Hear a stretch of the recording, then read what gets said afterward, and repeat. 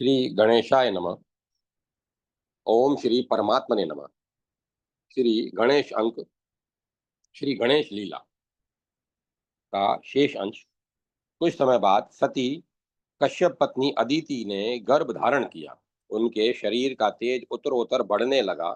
इस प्रकार 9 मास पूरे हुए। शुभ मुहूर्त मंगलमयी वेला में महाभागा अदिति के सम्मुख अद्भुत अलौकिक परम तत्व प्रकट हुआ। वह अत्यंत बलवान था। उसके 10 भुजाएं थी। कानों में कुंडल, ललाट पर कस्तूरी का शोभाप्रद तिलक और मस्तक पर मुकुट सुशोभित था। सिद्धि बुद्धि साथ थी और कंठ में रत्नों की माला शोभा देती थी। वक्ष पर चिंतामणि की अद्भुत सुषमा थी और अधरोष्ट जपा पुष्प तुल्य अरुण थे। नासिका ऊंची थी और सुंदर भ्रकुटी के संयोग से ललाट की सुंदरता बढ़ गई थी। वह दांत से दीप्तिमान था। उन उसकी अपूर्व देह कांति अंधकार को नष्ट करने वाली थी। उस शुभ बालक ने दिव्य वस्त्र धारण कर रखा था। महिमामयी अदिति उस अलौकिक सौंदर्य को देखकर चकित और आनंद विहल हो रही थी। उस समय परम तेजस्वी अद्भुत बालक ने कहा, माता, तुम्हारी तपस्या के फल स्वरूप मैं तुम्हारे यहाँ पुत्र रूप से आया हूँ। मैं दुष्ट दैत्यों का संहार कर साधु पुरुषों का हित एवं तुम्हारी कामनाओं की पूर्ति करूंगा। आज मेरे अद्भुत पुण्य उदित हुए हैं, जो साक्षात गजानन मेरे यहाँ अवतरित हुए हैं। हर्ष विहल माता अदिति ने विनायक देव से कहा, यह मेरा परम सौभाग्य है।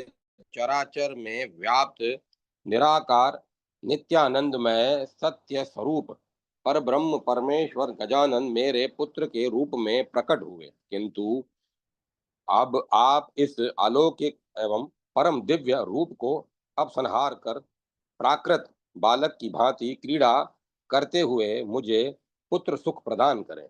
तत्क्षण अदिति ने सम्मुख अत्यंत हष्ट पुष्ट सशक्त बालक धरती पर तीव्र क्रंदन करने लगा। उसके रुदन की ध्वनि आकाश पाताल और धरती पर 10 दिशाओं में व्याप्त हो गई। उस अद्भुत बालक के रोदन से धरती कांपने लगी। बंध्या स्त्रियां गर्भवती हो गई। निरस वृक्ष सरस हो गए। देव समुदाय सहित इंद्र आनंदित और दैत्यगण भयभीत हो गए। महर्षि कश्यप की प्रसन्नता की सीमा नहीं थी। उन्होंने हर्षोल्लास पूर्वक शास्त्र विधि से बालक का जात कर्म संस्कार करवाया। नाल छेदन आदि कराए। उन्होंने ब्राह्मणों और मुनियों को विविध प्रकार के तुष्टिकर दान दिए और घर घर मधुर बायन भिजवाए। महर्षि कश्यप की पत्नी अदिति के अंक में बालक आया जानकर ऋषि मुनि और ब्रह्मचारी आदि आश्रम वासी तथा देवगण सभी प्रसन्न थे। बालक अद्भुत और तेजस्वी था तो था ही। वह अत्यंत बलवान था। उसकी मांसपेशियां सुदृढ़ थी एवं उसका दीप्तिमय मुख प्रभावशाली था। बालक के स्वरूप के अनुसार पिता कश्यप ने उसका नामकरण किया। महोत्कट तेजस्वी महोत्कट की ख्याति सुनकर उनके दर्शनार्थ वशिष्ठ, वामदेव आदि महर्षि भी महर्षि कश्यप के आश्रम पर आए। मुनि कश्यप ने उनकी आसन पाद और अर्घ्य के द्वारा प्रीति पूर्वक पूजा की। उन्होंने गायें प्रदान की, फिर हाथ जोड़कर श्रद्धा पूरित शब्दों में कहा, मेरा परम सौभाग्य है जो आप जैसे तपोधनों ने यहाँ पधारने का अनुग्रह किया। मुझे आज्ञा प्रदान करें कि मैं आपका क्या कार्य करूं। मुनिवर देव ऋषि नारद के द्वारा आपके अद्भुत अलौकिक परम तेजस्वी और लोकोद्वारक पुत्र महोत्कट के जन्म का समाचार पाकर हम उसे देखने आए हैं। वशिष्ठ ने कहा, यह आने का यही प्रयोजन है। माता अदिति तुरंत अपने प्राण प्रिय पुत्र महोत्कट को ले आई। वशिष्ठ ने बालक के भाल कर कमल एवं पाद पंकजों को ध्यानपूर्वक देखा और वे बोले, शुभ 32 गुण इस बालक में शुभ 32 गुण विद्यमान हैं। यह महोत्कट जगत में मंगल के लिए अत्यंत भयानक कर्म करेगा।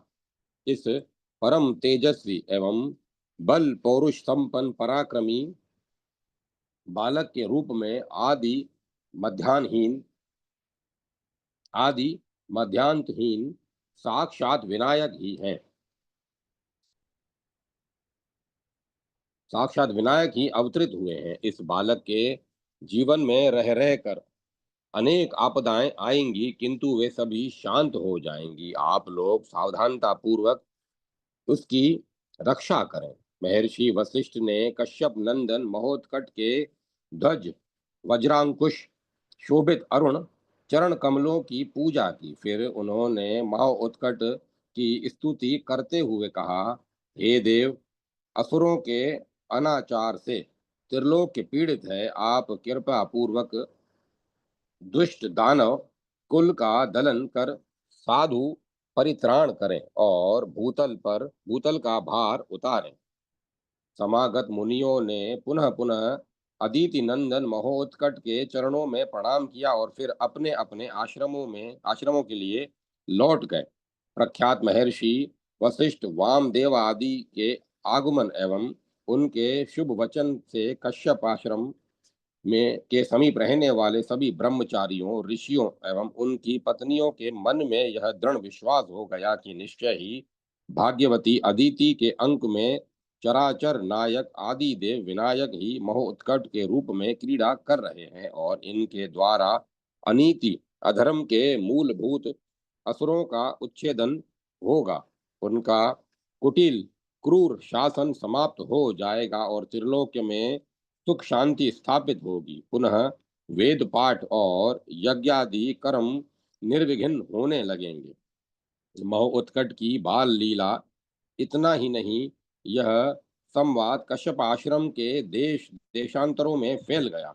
असुरों के मन में अदिति के कठोर तप के समय ही शंका हुई थी, किंतु इस समाचार से तो उनके मन में दृढ़ निश्चय हो गया कि यह ऋषि पुत्र धनुज कुल का शत्रु सिद्ध होगा। यह महोत्कट देवताओं द्वारा हमारे राज्य पर आक्रमण करने का माध्यम बन सकता है। इस कारण असुरों ने परामर्श कर यह निर्णय किया कि घातक तरु का अंकुर बढ़कर विशाल वृक्ष हो, इससे पूर्व ही उसे नष्ट कर दिया जाए। असुरराज ने महोत्कट को मार डालने के लिए विरजा नाम की एक क्रूर राक्षसी को भेजा। वह अत्यंत शांति शक्तिशालिनी, परम ध्रुता एवं कुटिला थी। राक्षस वंश के मंगल के लिए उसने कश्यप आश्रम में प्रवेश किया। महोत्कट का तो कुछ नहीं बिगड़ा, किंतु विरजा को ही मृत्यु मुख में प्रवेश करना पड़ा। उन्होंने उसे निज धाम प्रदान किया। शक्तिशालिनी विरजा की मृत्यु से असुर चिंतित हुए। उन्होंने अद्भुत और धुंधुधर धुंधुर नामक दो क्रूर राक्षसों को महोत्कट की हत्या के लिए भेजा। उन दोनों असुरों ने अत्यंत मनोहर शुक का रूप ग्रहण किया। उनके विषाक्त चुनचुपुट अत्यंत तीक्ष्ण थे। वे महर्षि कश्यप के आश्रम में वहां पहुंचे जहां माता अदिति महोत्कट विनायक को स्तनपान करा रही थी। मुझे खेलने के लिए वे शुक दें। सुंदर शुकों को देखते ही महोत्कट ने दुग्धपान छोड़कर अपनी माँ अदिति से कहा। वह बोली, ये शुक आकाश में उड़ने वाले पक्षी हैं। केवल भूमि पर चल सकने वाली कोई स्त्री इन्हें कैसे पकड़ सकती है। बालक को इस उत्तर से संतोष नहीं हुआ। उसने माता की गोद से उतर बाज की तरह झपटा मारकर दोनों पक्षियों को पकड़ लिया। यह देख उन दोनों ने पंखों और चोंचों से मार मार कर मोह उत्कट को अत्यंत घायल कर दिया। तब मुनि कुमार ने उन शुकों को बलपूर्वक धरती पर दे मारा। वे शुक अपने असुर रूप को प्रकट करके प्राण शून्य हो गए।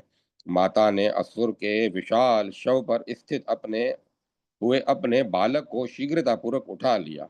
कश्यप मुनि ने बालक के अभ्युदय के लिए शांति कर्म किया।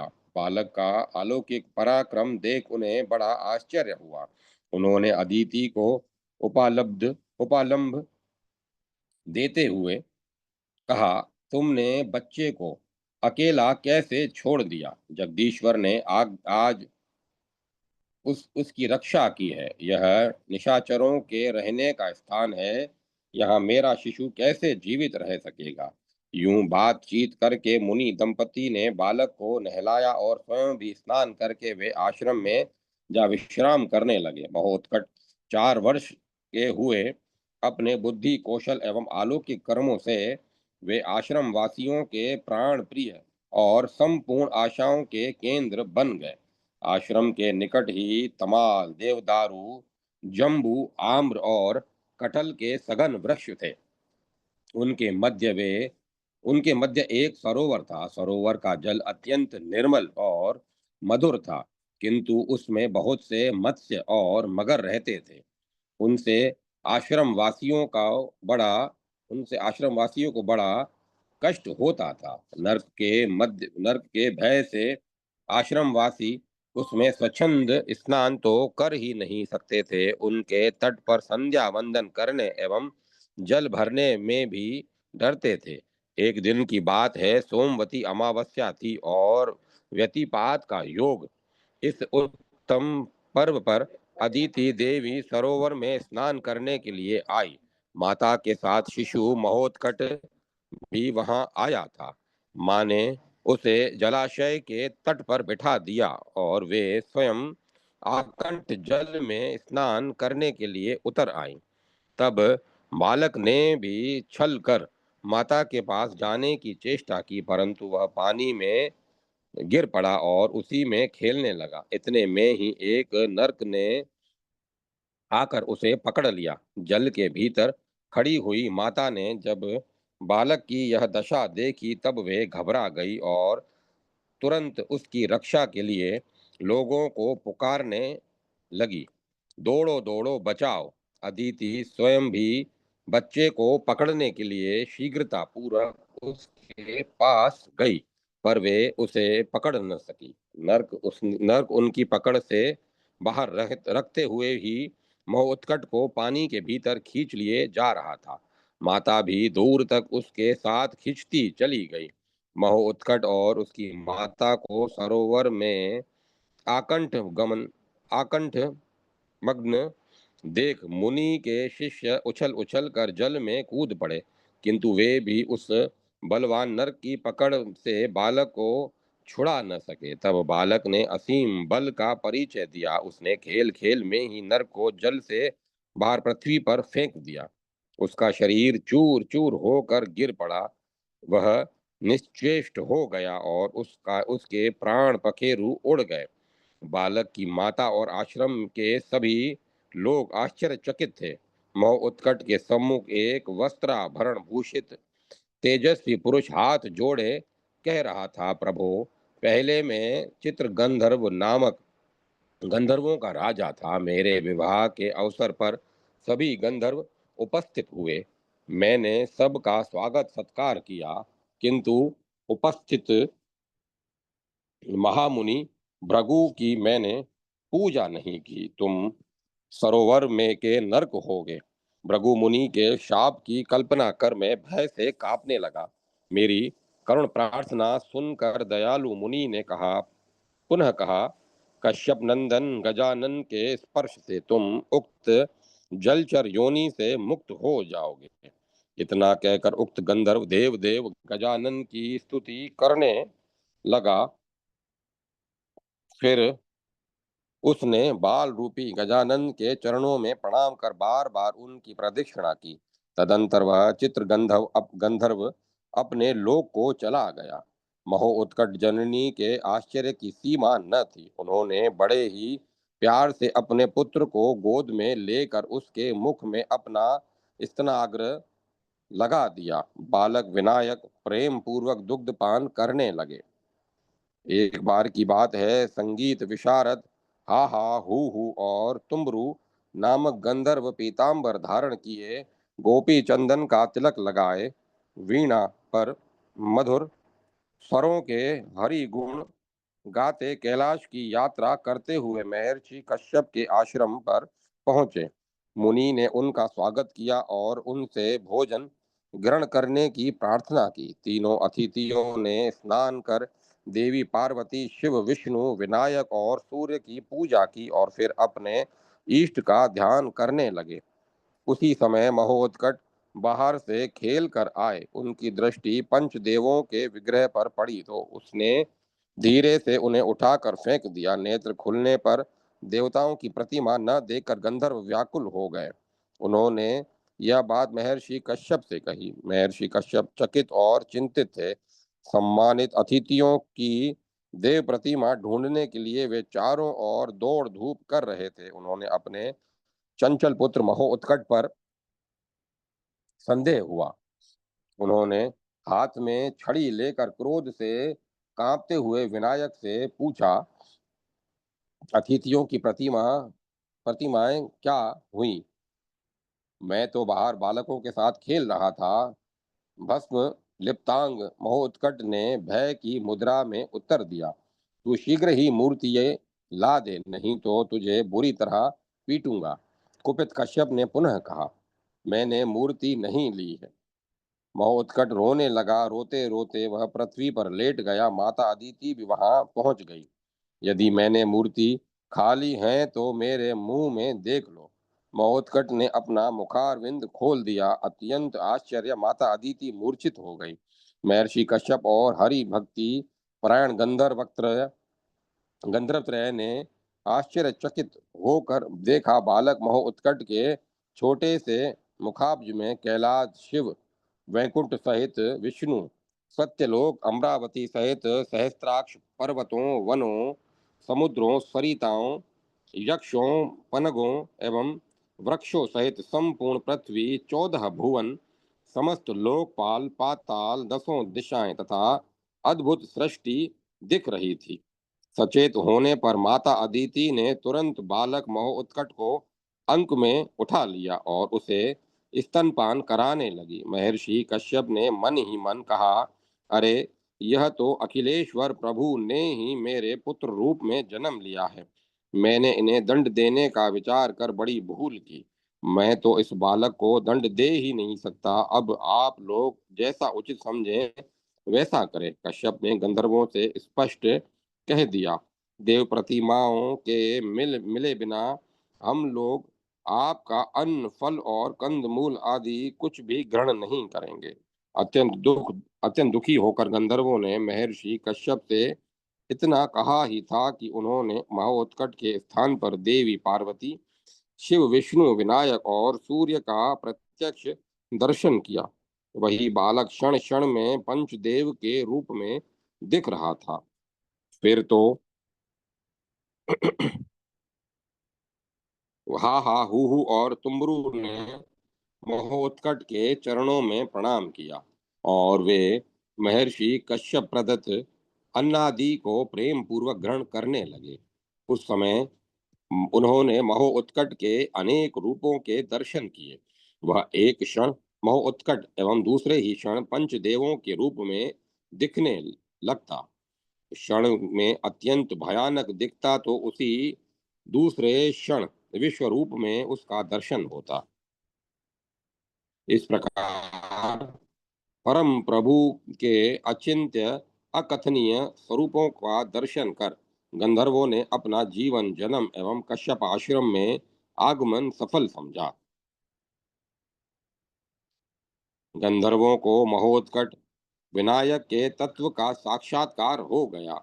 उन्होंने परम प्रभु विनायक की श्रद्धा भक्ति पूर्ण हृदय से स्तुति की और बार बार उनके चरणों में प्रणाम कर उनका स्मरण करते हुए कैलाश के लिए प्रस्थान किया।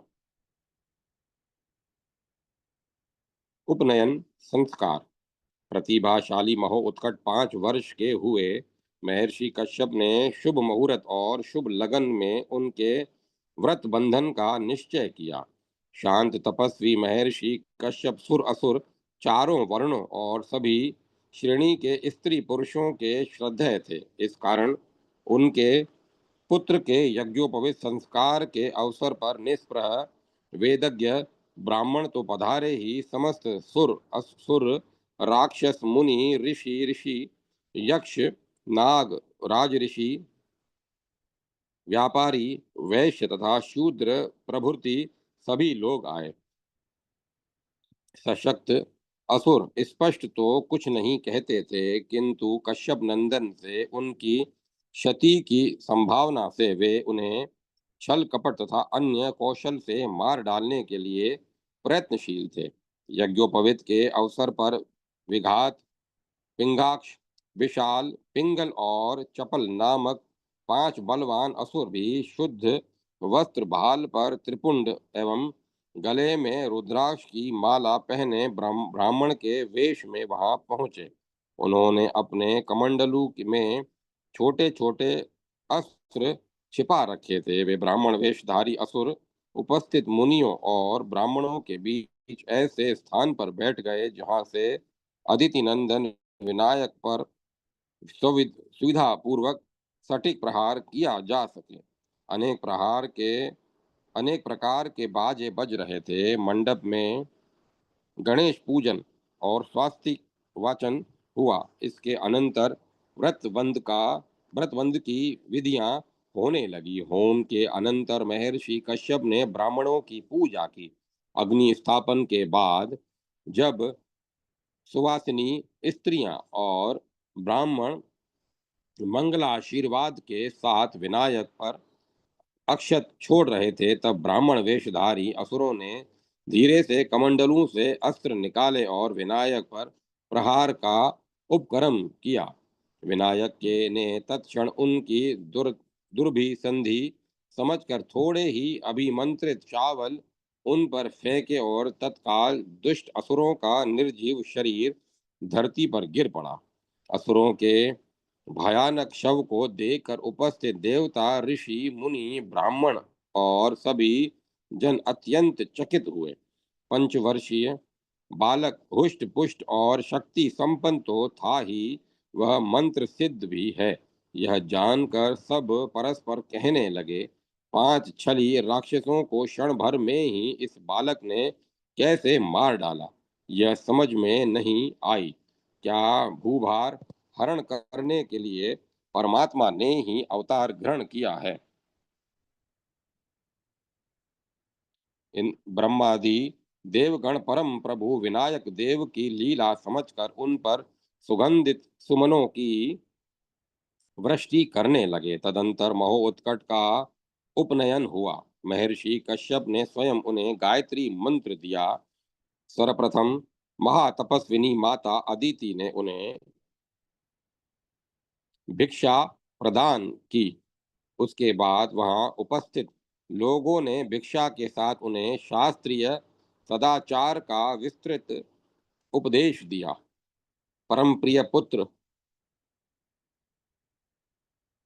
महो उत्कट की प्राण रक्षा के से प्रसन्न होकर महर्षि कश्यप ने पुनः भक्ति पूर्वक ब्राह्मणों की पूजा की और उन्हें विविध प्रकार के वस्त्र, स्वर्ण एवं गायें प्रदान की। इसके बाद एकत्र बृहत समुदाय के बीच महर्षि वशिष्ठ अत्यंत स्नेह पूर्वक विनायक का हाथ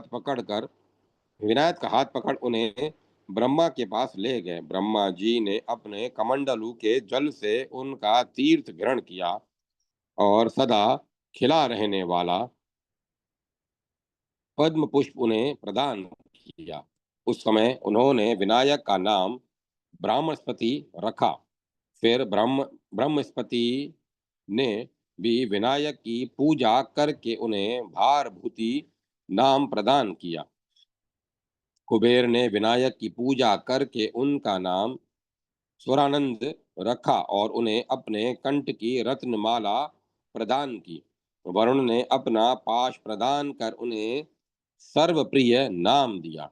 भगवान शंकर ने भी सब देवताओं के सुनते हुए अदिति नंदन को त्रिशूल और डमरू देकर उन्हें विरूपाक्ष कहा और फिर उन्हें भालचंद्र नाम से संबोधित करते हुए चंद्रकला दे दी। परशुहस्त कहती हुई परशुराम जननी सती रेणुका ने अपनी सखी अदिति के बालक को परशु प्रदान किया और परशुहस्त नाम रखा। फिर उनकी पूजा करके उन्होंने वाहन के लिए सिंह देकर उन्हें सिंहवाहन नाम दिया।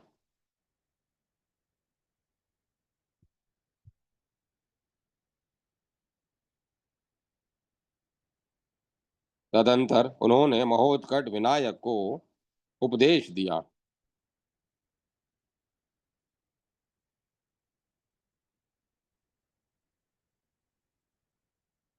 विनायक, तुम शीघ्र ही दुष्टों का संहार करो।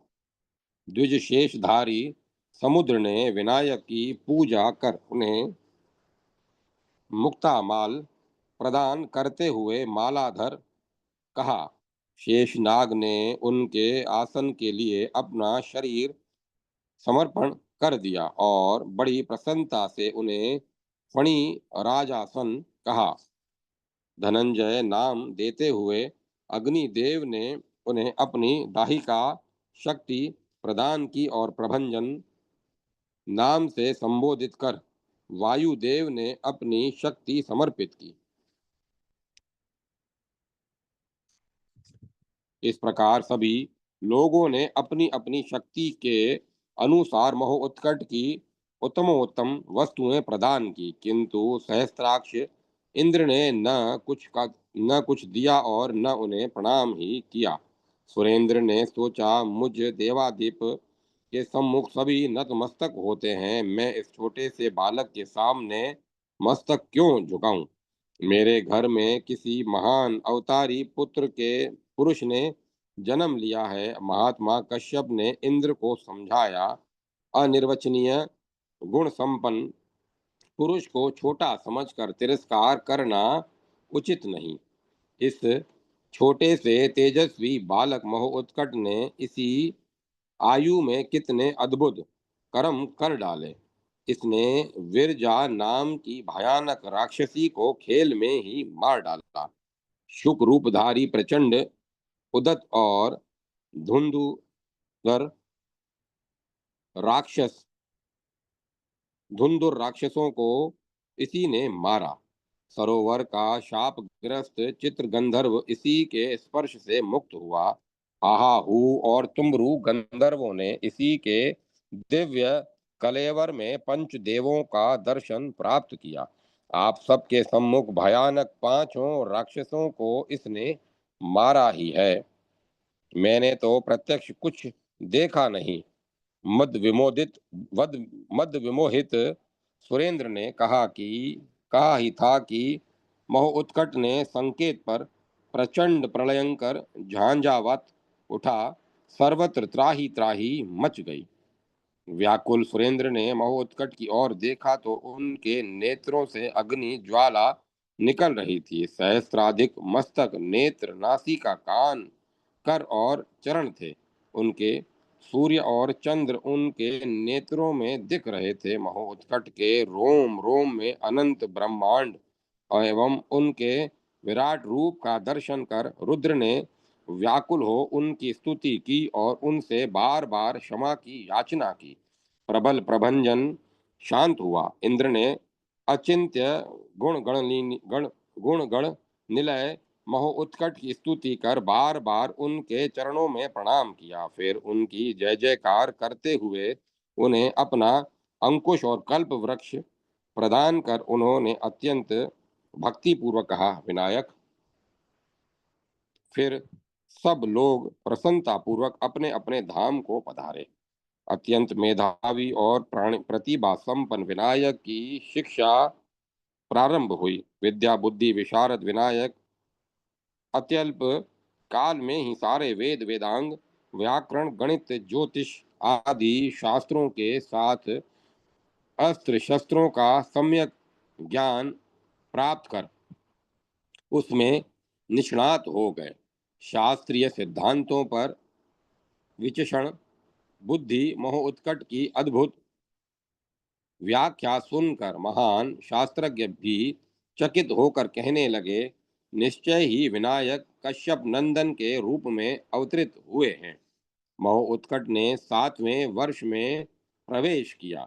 अब वे बल बुद्धि विद्या आदि में पूर्ण पारंगत होकर अपने पिता के कार्यों में सहयोग देने लगे थे। अवसर प्राप्त होते ही वे उपनयन के अवसर पर प्राप्त सिंह पर आरूढ़ हो जाते। सर्वभय पह सर्वभयापह अंकुश परशु अम्लान पद्म और पाश धारण कर लेते। दंड अजिन रत्न जटित स्वर्ण निर्मित कमंडलु दर्भ उत्तम पीतांबर ललाट में कस्तूरी तिलक और चंद्रकला गले में मुक्ता माला और नाभि पर शेष को धारण कर आश्रम के चारों ओर दूर दूर तक घूमते। जब वे मेघतुल्य गर्जन करते तो पृथ्वी हिल जाती और आकाश कंपित होने लगता था। भयवश असुर इधर उ, उ, भयवश असुर उधर आने का साहस भी नहीं कर पाते थे। उनके इस अद्भुत वीर वेश और उनकी व्यवस्था से आश्रम में पूर्णतया सुख शांति देकर कश्यप और अदिति ने आनंद विहल होकर मन ही मन कहते, हमारे पूर्वज और हम धन्य हैं। सबके दुख निवारण के लिए निरंतर प्रयत्नशील मोह उत्कट को देखकर सभी उन्हें अपना प्राण प्रिय समझते। सभी उनको आदर और सम्मान प्रदान करते। एक दिन कश्यप के आश्रम पर काशी नरेश पधारे। उन्होंने महर्षि कश्यप के चरणों में प्रणाम किया तो स्नेहातिरेक से महर्षि ने उन्हें गले लगा लिया। भोजन आदि के उपरांत विश्राम कर लेने पर महर्षि ने उनसे उनके आगमन का हेतु पूछा। आप मेरे कुल पुरोहित हैं, मुझे आपकी सेवा में पहले ही उपस्थित होना चाहिए था। काशी नरेश ने विनय पूर्वक उत्तर दिया, किंतु राज कार्य में व्यस्त रहने के कारण मैं समय नहीं निकाल सका। मैंने अपने पुत्र के विवाह का निश्चय किया है, अतएव आपको ले जाने के लिए मैं यहाँ आया हूँ। आप कृपा पूर्वक शीघ्र ही काशी चलकर युवराज का विवाह संपन्न कराएं। राजन, मैं तो चतुर्मास्य व्रत के अनुष्ठान में लगा हूँ। महामुनि ने काशी नरेश से कहा, किंतु मेरा पुत्र महोत्कट सर्वशास्त्र मर्मज्ञ तो है ही, कर्म कांड का भी अश अश्रुत पूर्वक विद्वान है। यद्यपि अभी यह बालक है तथा मैं उसकी माता और समस्त आश्रमवासी उसे प्राणाधिक प्यार करते हैं, अतः उसकी अनुपस्थिति अत्यंत कष्टकर है। तथापि आप इसे ले जाएं, यह आपका संपूर्ण वैवाहिक कार्य दक्षता पूर्वक सविधि संपन्न करा देगा। महामुनि कश्यप ने महो उत्कट को बुलाकर कहा, बेटा विनायक, यद्यपि हमारे लिए तुम्हारा वियोग दुखद है, किंतु तुम काशी नरेश के साथ जाकर उनके पुत्र का विवाह संपन्न कराकर लौट आओ। महर्षि की आज्ञा प्राप्त कर नरेश ने रथ प्रस्तुत किया। मोह उत्कट ने श्रद्धा भक्ति पूर्वक अपने माता पिता के चरणों में प्रणाम किया और अस्त्र शस्त्रों सहित रथ में जा बैठे।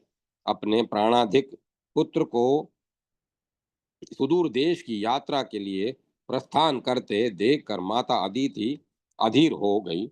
उनके नेत्रों से आंसू बहने लगे। उन्होंने नरेश के पास जाकर अत्यंत दीन वाणी में कहा, राजन, मेरा मोह उत्कट निरा बालक और अतिशय चंचल है। उसने कभी प्रवास नहीं किया है। कुटिल असुरों की कुदृष्टि उस पर सदा बनी रहती है। अतएव आप इसकी निरंतर रक्षा करेंगे और जिस प्रकार इसे अपने साथ ले जा रहे हैं उसी प्रकार सकुशल इसे इस आश्रम में पहुंचा भी देंगे। मैं अपना प्राण देकर भी इस परम तपस्वी पुरोहित पुत्र की प्राण रक्षा करूंगा। आप सर्वथा निश्चिंत रहें। काशी नरेश ने माता अदिति के चरणों में प्रणाम किया और रथ वायु वेग से चल पड़ा। जब तक महोत्कट के रथ की ध्वजा दिखती रही तब तक रोती हुई माता अदिति वहां खड़ी रही।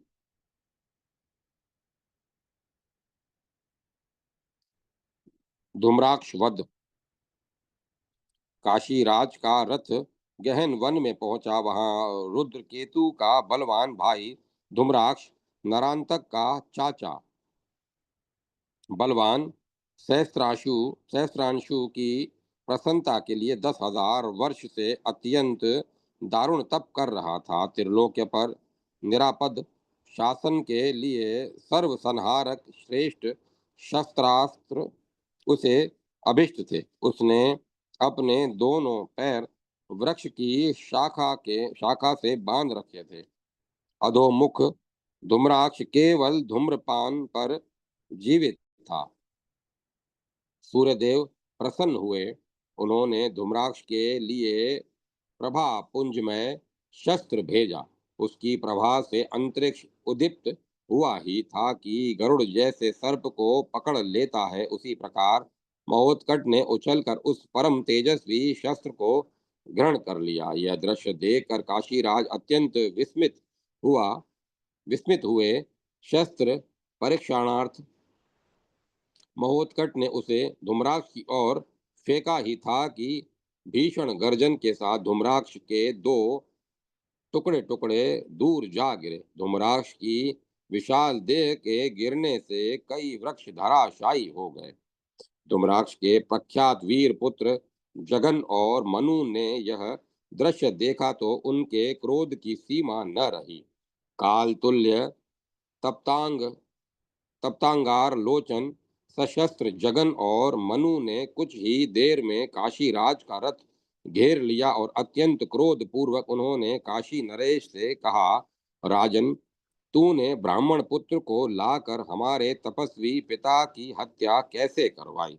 कृतघ्न, पहले असुरराज नरांतक के कोप से हमारे पिता ने ही तुम्हारी रक्षा की थी। उन्हीं की कृपा से तू काशी नरेश बना हुआ है।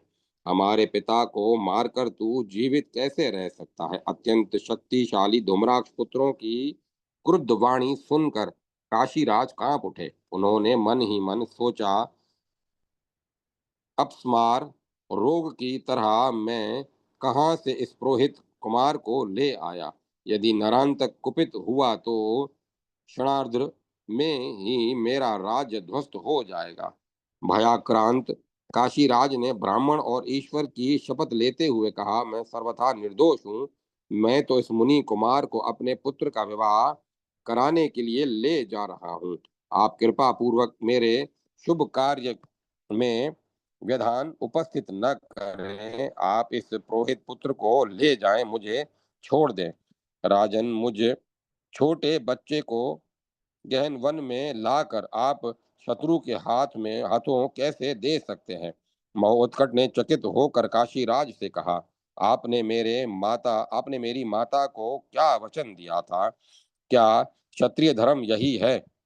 यदि मेरे पिता ने यह बात सुनी तो निश्चय ही वे आपको शाप दे देंगे और आप राज्य सहित भस्म हो जाएंगे। इस प्रकार महोत्कट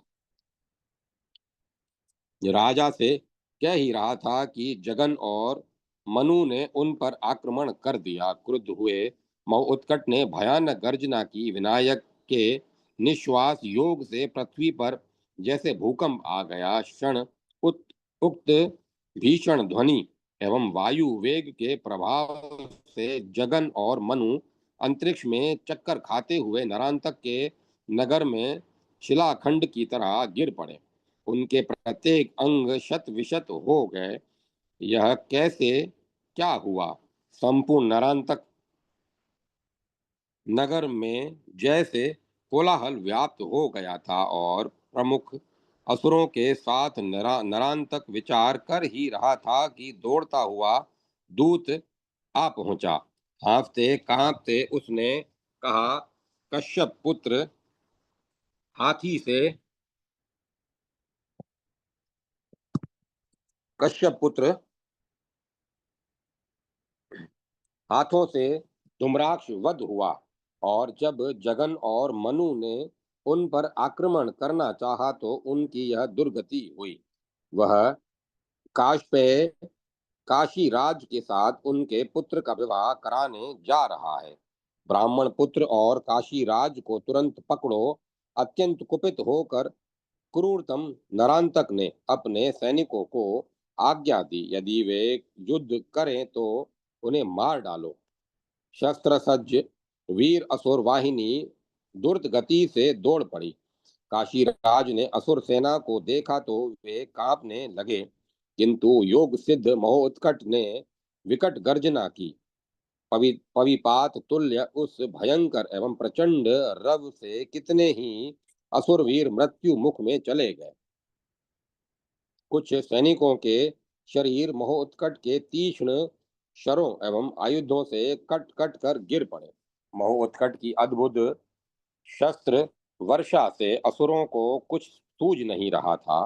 कुछ ही देर में असुरों के रुंड मुंड ने से वहां की धरती पट गई। कुछ प्राण लेकर भागते हुए असुर नरांतक के समीप पहुंचे और उसे सारा समाचार सुनाया। काशीराज के कुछ ही अंगरक्षकों के साथ कश्यप कुमार ने हमारे वीर सैनिकों का संहार कैसे कर दिया। क्रोधोन्मत्त नरांतक सोच रहा था कि कुटिल काशीराज को दंडित करना ही चाहिए। यह निश्चय कर उसने काशी नरेश को पराजित करने के लिए एक वीर असुर के सेनापतित्व में पराक्रमी असुरों की सुशिक्षित सशस्त्र सैन्य दल प्रेषित किया। नरांतक ने अपने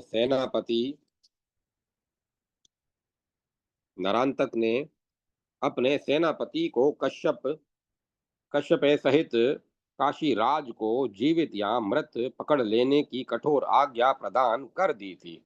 असुर वाहिनी काशी के लिए प्रस्थित हुई। विघ्न विनायक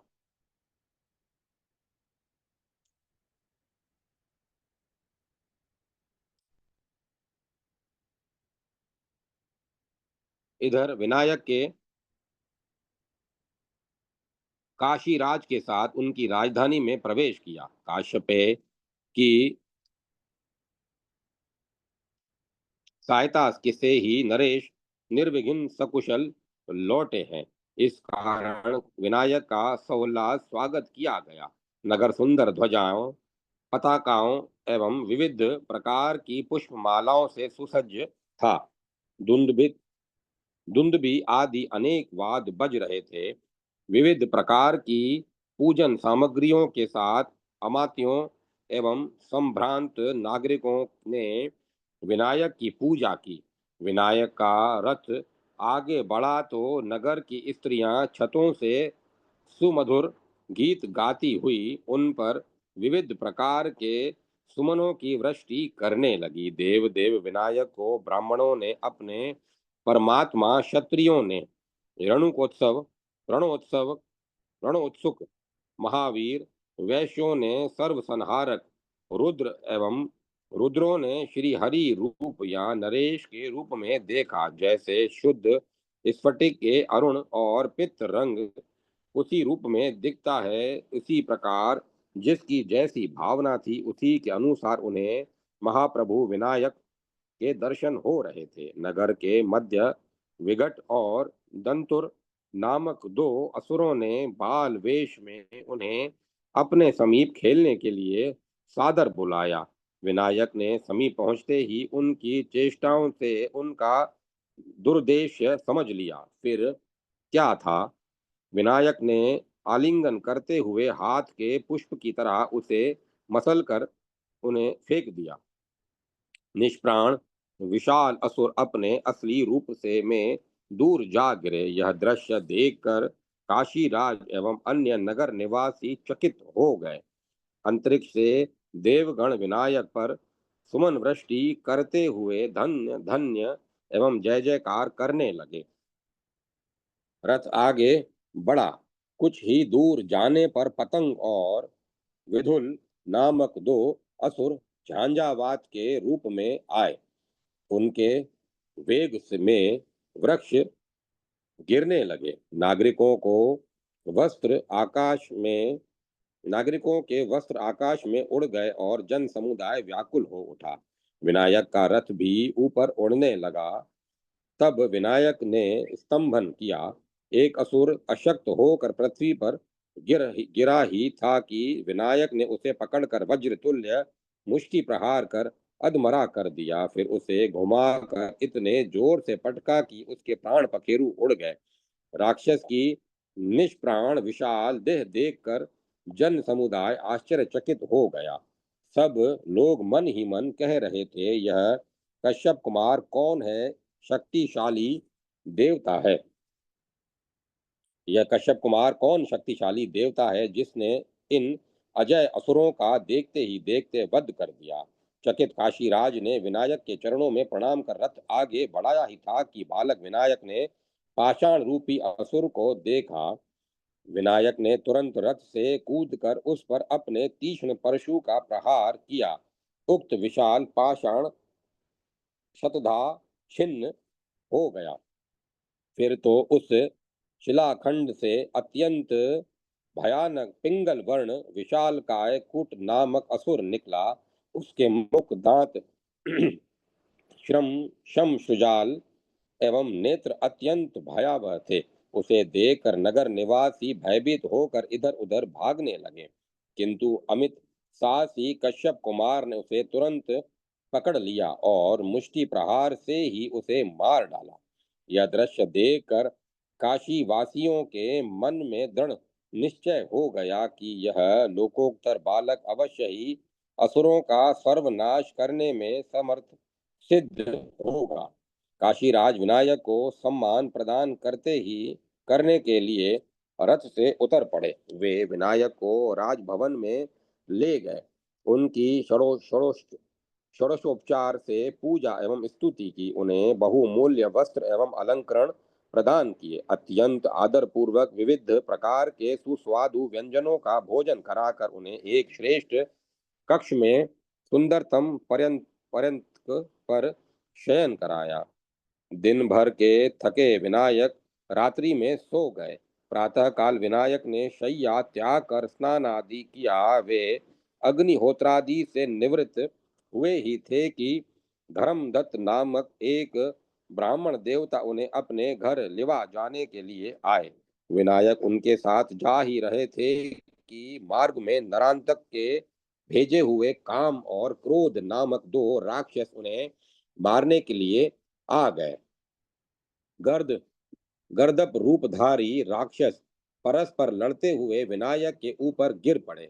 विनायक उन लोगों को मारकर ज्यों ही आगे बढ़े त्यों ही उन्होंने सामने एक मदमत गजराज को देखा जो नगर में सर्वनाश करने पर तुला हुआ था। नगर की कुछ जनता घरों में छिप गई थी और कुछ यत्र तत्र प्राण लेकर भाग रही थी। उस गज को वश में करने के लिए उपाय नहीं था। विनायक दौड़े। गज के समीप पहुंचते ही उन्होंने विद्युत गति से उसकी सूंड काट ली। फिर व्याकुल गज के गढ़ स्थल पर इतना तीर प्रहार किया कि वह चिंघाड़ता हुआ धरती पर गिरा। तब लोगों ने प्रत्यक्ष देखा कि क्रूरतम महाबली कुंड राक्षस था। नगर निवासी निश्चिंत हुए। जय माता सरस्वती। जय मां सरस्वती। ओम नमो भगवते वासुदेवाय। ओम नमः शिवाय। ओम नमो नारायण। जय माता भगवती। जय माता अम्बे। ओम तत्सत। ओम तत्सत। ओम तत्सत। अब कथा को विराम दिया जाता है। कल शेष अंश का आगे आनंद लेंगे।